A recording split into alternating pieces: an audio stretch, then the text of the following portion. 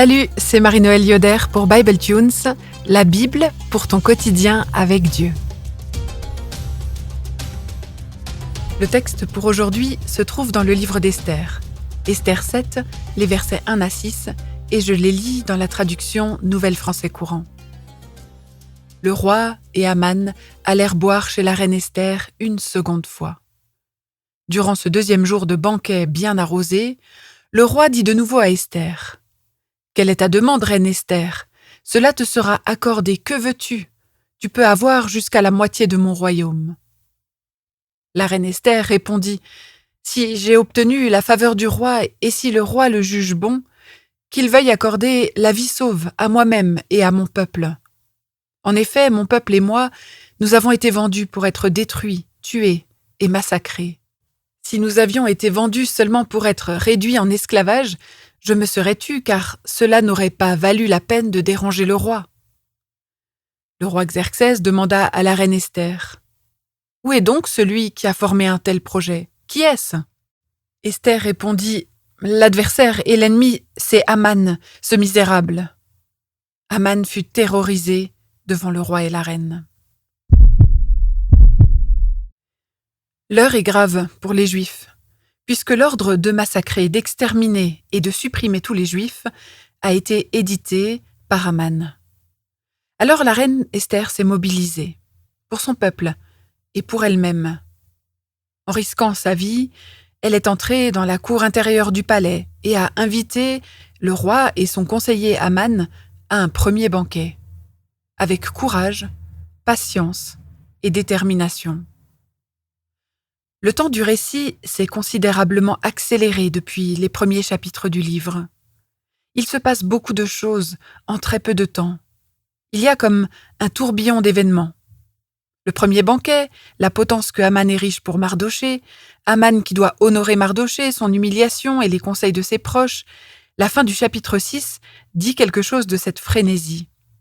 Il parlait encore quand les envoyés du roi arrivèrent et sans plus tarder, ceux-ci entraînèrent Aman au banquet qu'Esther avait préparé. Pas le temps de reprendre son souffle dans cette histoire. Voici déjà le deuxième banquet de la reine. Et le narrateur nous y entraîne, et finalement on peut assister, un peu comme des petites souris, à cette scène décisive de l'histoire. Lors de ce deuxième banquet bien arrosé, le roi est piqué dans sa curiosité. Mais que veut la reine ? Il se fait insistant. Mais quelle est ta demande, reine Esther ? Demande-moi ce que tu veux, et cela te sera accordé. Pour la pousser à parler, le roi renouvelle sa proposition de lui offrir la moitié de son royaume. Encore cette offre bling-bling. Cette manière d'offrir la moitié de son royaume, qui est à la fois une marque de générosité, mais aussi une manière d'insister sur le fait qu'on a un royaume si grand et que l'on serait prêt à le diviser en deux. Un classique de l'époque pour asseoir son pouvoir, que l'on retrouve aussi d'ailleurs ailleurs dans la Bible, dans la bouche d'Hérode, dans Marc chapitre 6, quand Hérodiade danse devant lui et qu'elle finit par demander la tête de Jean-Baptiste sur un plateau. Mais revenons à notre texte. Bon alors, que veux-tu, reine Esther ? Accouche ! Le roi n'en peut plus de ne pas savoir. Alors Esther se lance. Le moment opportun est arrivé. Esther connaît très bien les fragilités du roi et elle les exploite. Elle est passée maîtresse dans l'art de la persuasion. Et je te propose de regarder son approche d'un peu plus près. Premièrement, elle sert beaucoup d'alcool. Esther invite le roi et Aman 2 jours de suite à des banquets bien arrosés. Il est dit du premier banquet qu'il était bien arrosé, chapitre 4, verset 6, et pour ce deuxième banquet aussi, l'alcool coule à flot. L'alcool est mentionné au verset 1 et au verset 2. Je relis ces versets. Le roi et Aman allèrent boire chez la reine Esther une seconde fois, et durant ce deuxième jour de banquet bien arrosé, voilà 2 mentions de cet alcool qui coule à flot. Tous ces banquets faits d'alcool uniquement, ça me donne mal au ventre juste d'y penser. On peut imaginer que l'esprit du roi et celui d'Aman sont un peu ramollis à ce moment-là de l'histoire. Deuxièmement, Esther utilise la flatterie et la fausse soumission. Esther s'abaisse aussi bas que possible, en faisant semblant de se soumettre, et élève le roi le plus haut possible en le flattant. Elle souligne le pouvoir de son mari. « Si j'ai obtenu la faveur du roi et si le roi le juge bon », et je paraphrase, « je n'aurais pas dérangé le roi, si important et si puissant, s'il s'agissait seulement d'esclavage, mais là, quand même, mon peuple est en danger de mort. » Elle sait très bien qu'un des problèmes du roi, c'est qu'il a un ego fragile et surdimensionné. Premièrement, l'alcool, deuxièmement, la flatterie et la fausse soumission. Troisièmement, Esther ne fait aucune accusation directe. Elle passe la responsabilité de son mari dans le décret édicté contre les Juifs sous silence. Si on revient un peu en arrière, on se souvient dans le chapitre 3 d'Esther que le roi était quand même celui qui avait dit à son conseiller Aman « Puisque tu en as les moyens, fais au peuple ce que tu voudras ». Et qu'il avait donné son sceau à Aman pour sceller le sort du peuple en question.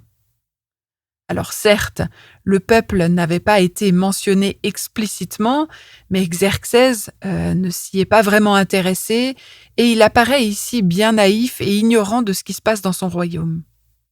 Est-ce qu'il n'a pas vu le deuil des Juifs, qui était pourtant si visible et si bruyant? Dans le discours d'Esther, le roi est considéré comme parfaitement ignorant et innocent.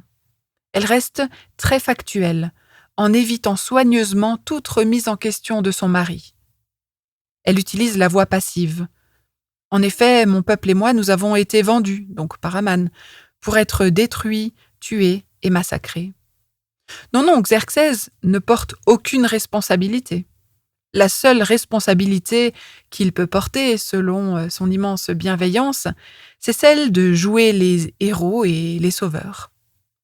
Si le roi le juge bon, qu'il veuille accorder la vie sauve à moi-même et à mon peuple. Xerxès est mis là en situation de prendre le pouvoir et de pouvoir agir concrètement en tant que héros et sauveur. Quatrièmement, Esther utilise sa beauté et elle se place entre son peuple et le roi. Elle utilise plus spécifiquement l'affection que le roi lui porte. Elle personnalise la situation. Si j'ai obtenu la faveur du roi, et si le roi le juge bon, qu'il veuille accorder la vie sauve à moi-même et à mon peuple. En effet, mon peuple et moi, nous avons été vendus. Esther rattache ainsi tout le désir et l'affection que le roi lui porte à l'ensemble du peuple juif. Si le roi Xerxès ne s'intéressait peut-être pas vraiment au peuple juif, il a le mérite de s'intéresser un peu davantage à Esther, et elle l'utilise pour associer les deux causes. Enfin, cinquièmement, elle provoque la colère du roi, au bon moment et dans la bonne direction. Quand le roi veut naïvement savoir qui est la personne qui a formé un tel projet d'extermination, Esther abat ses cartes, et on l'imagine bien pointer Aman du doigt. L'adversaire et l'ennemi, c'est Aman, ce misérable. La colère du roi est alors lâchée en direction d'Aman. Et Esther le sait bien. La rage du roi Xerxès peut se révéler à double tranchant, soit contre elle, soit contre Aman. Et elle sait qu'il peut se révéler cruel et qu'il n'a que peu de considération pour la vie humaine. Dans cette histoire, la colère du roi, elle donne toujours lieu à des changements brutaux. Xerxès pète les plombs et c'est Vashti qui dégage, remplacée par Esther. Ici, le roi pète les plombs et c'est Aman qui va dégager, remplacé par Mardochée. La première partie du plan d'Esther s'est déroulée comme sur des roulettes. Sa ruse a payé et Aman est sur le point d'être écarté. Je dis première partie du plan parce que les Juifs ne sont pas encore sauvés pour autant. L'ordre de détruire, tuer et massacrer court toujours, et il a été largement diffusé dans tout l'Empire. Le stratagème d'Esther a été observé sous la loupe. Certains ont décrit Esther comme une femme pleine de sagesse et de tact dans son approche du roi, et d'autres comme une perverse manipulatrice qui utilise son mari pour arriver à ses fins. Et toi, qu'est-ce que tu en penses quand tu entends cette histoire ? Je te propose quelques éléments pour y voir clair. De nombreux commentateurs ont souligné la qualité rhétorique du discours d'Esther. Elle a l'art de la répartie. Elle sait comment répondre. Elle connaît bien son mari et Haman, et elle sait clairement comment guider la conversation. Un commentateur, James Maxwell, qui par ailleurs reconnaît parfaitement la qualité rhétorique du discours d'Esther, n'a pas pu s'empêcher de rajouter que, d'habitude, les femmes ne sont pas toujours si précautionneuses avec leurs mots. Malheureusement, la misogynie n'est souvent pas loin dans cette conversation. De nombreuses femmes et de nombreux hommes ont été inspirés par la persévérance, par l'engagement et par la sagesse d'Esther dans un monde de fous. Esther est là en situation de faiblesse. Une étincelle peut faire basculer son histoire comme elle l'a fait pour Vashti. Une seule étincelle peut faire basculer la vie de tout le peuple juif. Esther a survécu à un rapt de jeunes filles vierges et au viol du roi. Elle est là en situation de vulnérabilité et elle utilise tous les moyens à sa disposition pour son salut et celui de son peuple. Elle n'utilise pas des armes, elle utilise un banquet. Esther ne guide pas la conversation à partir d'une situation de pouvoir, mais d'impuissance. Sa vie et celle de nombreux autres sont en jeu dans cette histoire. Le mariage entre Xerxès et Esther est en quelque sorte un mariage entre un mouton et un loup. Esther est mariée à un tyran. Elle affronte la situation avec beaucoup de courage, trouve la force d'agir en tant que reine et elle ne perd pas son sang-froid. À ce moment-là de l'histoire, et la situation évoluera, elle est, je crois, un modèle pour nous en tant que disciples du Christ. Dans Matthieu 10, quand Jésus envoie ses disciples en mission, il leur fait une recommandation.